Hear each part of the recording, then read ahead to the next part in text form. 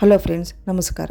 ಕೀರ್ತಿ simple ಅಡುಗೆಗೆ ಸ್ವಾಗತ. ಇವತ್ತು ನಾನು ಕಲ್ಲಂಗಡಿ ಹಣ್ಣಿನ ಸಿಪ್ಪೆಯಿಂದ ಹಲ್ವಾ ಮಾಡೋದನ್ನು ತೋರಿಸ್ಕೊಡ್ತೇನೆ ನೋಡಿರಿ. ಭಾಳ ಟೇಸ್ಟಿಯಾಗಿರ್ತೈತಿ. ನೀವು ಕೂಡ ವಿಡಿಯೋವನ್ನು ಯಾವುದೇ ರೀತಿ ಸ್ಕಿಪ್ ಮಾಡ್ದೆ ನೀವು ಒಮ್ಮೆ ಈ ಒಂದು ರೆಸಿಪಿನ ಟ್ರೈ ಮಾಡಿ ರುಚಿ ನೋಡಿರಿ. ಇವಾಗ ನೋಡಿರಿ, ಕಲ್ಲಂಗಡಿಯನ್ನು ಒಂದು ಅರ್ಧ ಹೋಳು ತೊಗೊಂಡು ನಾನಿಲ್ಲೇ ಅರ್ಧ ಭಾಗನ ತೊಗೊಂಡು ಈ ರೀತಿಯ ಎಲ್ಲವನ್ನು ನೀಟಾಗಿ ಕಟ್ ಮಾಡ್ಕೊಂಡ್ಬಿಡ್ತೇನೆ ರೀ. ನಾನು ಮೇಲಿಂದೇನೆ ಕೆಂಪು ಭಾಗ ಇರ್ತೈತಲ್ಲ ಅದನ್ನ ಕ್ಲೀನಾಗಿ ತೊಗೊಂಬಿಡೋಣ್ರಿ. ಇವಾಗ ಅದನ್ನು ಜ್ಯೂಸ್ ಮಾಡಿಕೊಂಡು ನಾವು ಕುಡಿಬೋದು ರೀ. ಈಗ ನೋಡಿರಿ, ಎಲ್ಲವನ್ನು ಇದೇ ರೀತಿನ ಹೆಚ್ಕೊಂಬಿಡೋಣ್ರಿ. ಇವಾಗ ಏನು ಅರ್ಧ ತೊಗೊಂಡಿದ್ದೀವಲ್ಲ ಕಲ್ಲಂಗಡಿಯನ್ನು ಎಲ್ಲನೂ ಇದೇ ರೀತಿನ ನಾನು ಹೆಚ್ಕೊಂಡೆ ನೋಡ್ರಿ. ಇಲ್ಲೇ ಹೆಚ್ಕೊಂಡು ಮೇಲಿಂದ ಕೆಂಪನ ಭಾಗ ಇರ್ತೈತಲ್ಲ ಕಲ್ಲಂಗಡಿದು ಅದನ್ನ ತೊಗೊಂಡು ಸೈಡಿಗೆ ಇಟ್ಕೊಂಡೋಣ. ಹಂಗಾದರೂ ತಿನ್ಬೋದು, ಇಲ್ಲ ಜ್ಯೂಸ್ ಮಾಡ್ಕೊಂಡಾದ್ರೂ ತಿನ್ಬೋದು. ಈಗ ನಮಗೆ ಸಿಪ್ಪೆ ಅಷ್ಟೇ ಬೇಕಾಗಿರೋದ್ರಿಂದ ನಾನು ಸಿಪ್ಪೆ ಅಷ್ಟೇ ತೊಗೊಂಡೆ ನೋಡ್ರಿ. ಇಲ್ಲಿಗ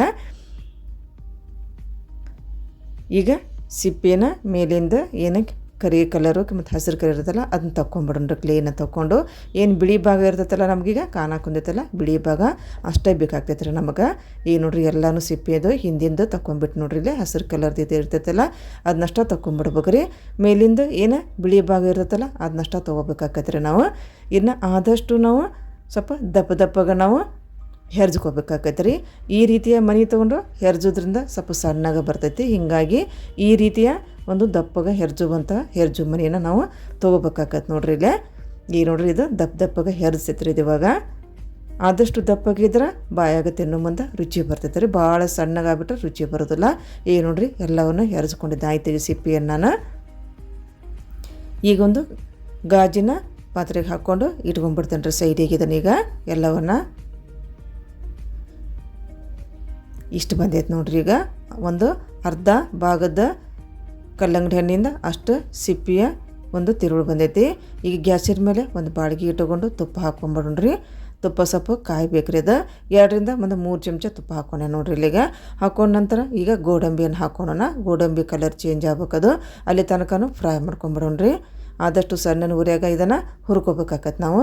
ಈಗ ನೋಡ್ರಿ, ಕೆಂಪು ಕಲರ್ ಆದು ಈಗ ಒಂದು ಬಟ್ಲಕ್ಕೆ ಹಾಕ್ಕೊಂಡು ಸೈಡಿಗೆ ಇಟ್ಕೊಂಡ್ಬಿಡೋಣ್ರಿ ನಾವು ಗೋಡಂಬಿಯನ್ನು.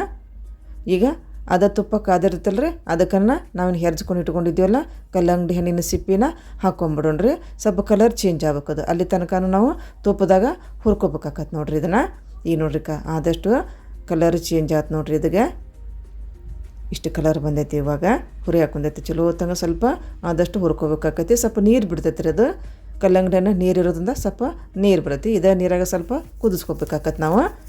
ಈಗ ಸ್ವಲ್ಪ ಕುದ್ದದ್ದು ಆಯ್ತು. ಇವಾಗ ಬೆಲ್ಲ ಹಾಕ್ಕೊಂಬಿಡೋಣ. ನೀವು ರುಚಿನ ಸ್ವಲ್ಪ ಹೆಚ್ಚು ಕಡಿಮೆ ಮಾಡಿಕೊಂಡು ಹಾಕ್ಕೋಬೋದು. ಈಗ ನಾನು ಬೆಲ್ಲ ಹಾಕ್ಕೊಂಡು ನೋಡ್ರಿ. ಇಲ್ಲಿ ನಾನು ಬೆಲ್ಲ ಹಾಕೋ ನಂತರ ಚಲೋ ಹೊತ್ತಂಗೆ ಬೆಲ್ಲದಾಗನ ಇದನ್ನು ಕುದಿಸ್ಕೋಬೇಕಾಗತ್ತೆ ರೀ ನಾವು. ಈಗ ನೋಡಿರಿ, ಕಲರು ಕೂಡ ಚೇಂಜ್ ಆಯ್ತು ಬೆಲ್ಲನ ಹಾಕಿದ್ರಿಂದ. ಇನ್ನೂ ಸ್ವಲ್ಪ ಕುದಿಯೋಕೆ ಬಿಟ್ಬಿಡೋಣ್ರಿ. ಇವಾಗ ಒಂದು 4 ಲವಂಗನ ಹಾಕ್ಕೊಂಡ್ರೆ ರುಚಿ ಬೇಕೈತೆ ರೀ. ಅದು ಲವಂಗ ಹಾಕೋದ್ರಿಂದ ಟೇಸ್ಟ್ ಬರ್ತೈತೆ ಅದ್ರ ಘಮದಿಂದ. ಈಗ ನೋಡ್ರಿ, ನೀರಿನೂ ಸ್ವಲ್ಪ ಹೋಗೋಕೆ ಬಂದ್ವಿ. ಇವಾಗ ಸ್ವಲ್ಪ ತುಪ್ಪ ಹಾಕ್ಕೊಂಬಿಡ್ರಿ. ಇನ್ನೇನು ರೆಡಿ ಆಕತ್ತೆ ಅಂತ ಅನ್ನೋ ಮುಂದೆ ಒಂದು ಚಮಚ ತುಪ್ಪ ಹಾಕ್ಕೊಂಬಿಡೋಣ್ರಿ. ಇವಾಗ ಏಲಕ್ಕಿ ಹಾಕ್ಕೊಂಡ್ರಿ. ಏಲಕ್ಕಿ ಪೌಡ್ರ್ ಹಾಕ್ಕೊಂಬಿಡೋಣ. ಹಾಕ್ಕೊಂಡು ಚಲೋ ಹೊತ್ತಂಗೆ ಸ್ವಲ್ಪ ಫ್ರೈ ಮಾಡ್ಕೊಂಬಿಡೋಣ. ಇವಾಗ ಲಾಸ್ಟಿಗೆ ಇನ್ನೇನು ಆಯ್ತು ರೀ. ಇವಾಗಿದ ನಾವೇನು ಹುರಿದಂತಹ ಗೋಡಂಬಿನ ಇವಾಗ ಹಾಕ್ಕೊಂಬಿಡೋಣ್ರಿ. ಹಾಕಿ ಒಂದು ಚಲೋ ಹೊತ್ತಂಗೆ ಮಿಕ್ಸ್ ಮಾಡ್ಕೊಂಬಿಡೋಣ್ರಿ.